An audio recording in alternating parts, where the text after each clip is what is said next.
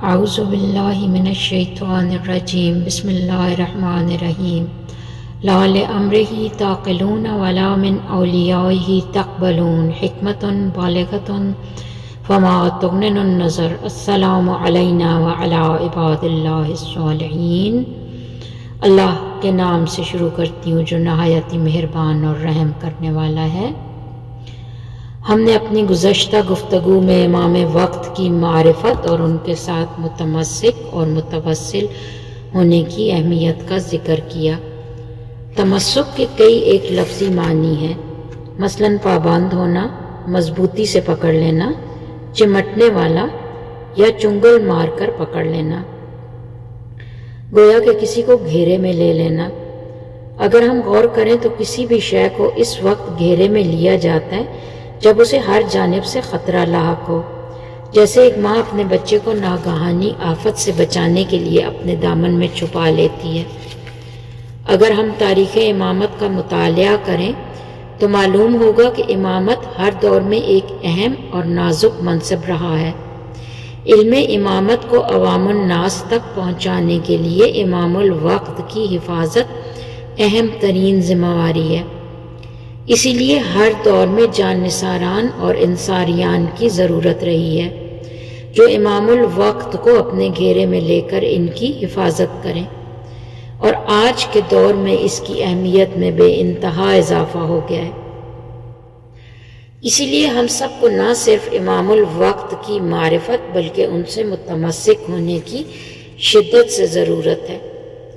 ان ابتدائی الفاظ کے بعد ہم اپنی گفتگو کو شیخ مفید بغدادی کے امام سے متمسک ہونے کے واقعات کے ساتھ پیوستہ کرتے ہیں۔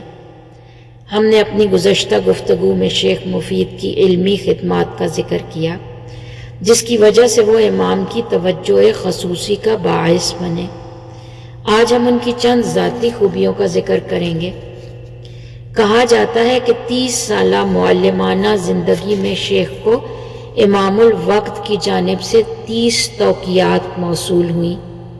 ان کی وفات پر امام نے مرثیہ کہا جو ان کی قبر پر عرصے تک کندہ رہا۔ شیخ مفید بغدادی وہی ہیں جنہوں نے خواب میں خاتون جنت بی بی فاطمہ الزہرا علیہ السلام کی زیارت کی۔ بی بی نے 2 یتیم سید زادے ان کے حوالے کیے۔ اگلے روز بالکل اسی طرح سے ایک برقع پوش سید زادی تشریف لائیں اور اپنے 2 بیٹے سید مرتضیٰ اور سید رضی تعلیم و تربیت کے لیے آپ کے حوالے کیے۔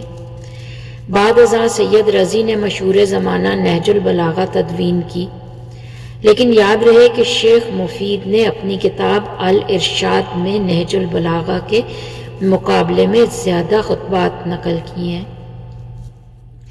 اگر ہم شیخ کی ذاتی زندگی پر نظر ڈالیں تو ہمیں وہ اخلاقیات نظر آئیں گی جن کی وجہ سے کوئی امام الوقت کی خاص نظر کرم کا باعث بن سکتا ہے۔ شیخ خندہ پیشان اور اعلیٰ اخلاق کے مالک تھے۔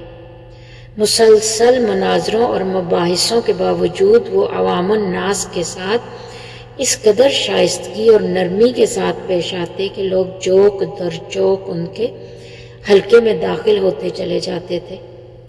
ان کی دوسری اہم خوبی سچائی تھی۔ وہ ہر حال میں سچ بولتے اور تمام عمر انہوں نے سچ کے سوا کچھ نہ کہا۔